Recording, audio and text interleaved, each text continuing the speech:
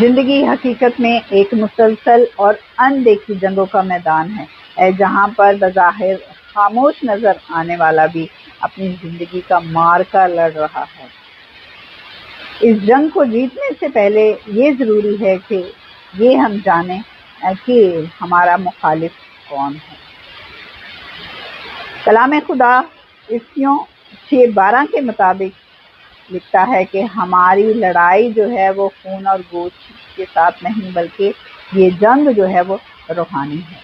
اور کسی خاص مقام پر نہیں، خود ہمارے اندر ہی لڑی جاتی ہے۔ خوف، ڈاؤٹ، مالی دباؤ، بیماری کی جنگ، دل و دماغ کے فیصلوں میں توازن پیدا کرنے کی جنگ، معاشرے کی توقعات پر پورا اترنے اور اپنے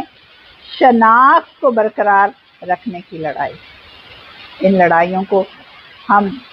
کسی اور وسیلے سے نہیں جیت سکتے، بلکہ صرف اور صرف کلام کے وسیلہ سے ہی ان کو جیتا جا سکتا ہے، کیونکہ کلام جو ہے وہ روح کی تلوار ہے، اور روح کی تلوار سے ہی ہر قسم کا برا خیال، ہر قسم کا برا تصور جو ہے وہ کینسل ہوتا ہے، کٹ ہوتا ہے، اور اس کی جگہ، کیونکہ تلوار جو ہے وہ خدا کے اختیار اور پاور سے ظاہر ہے۔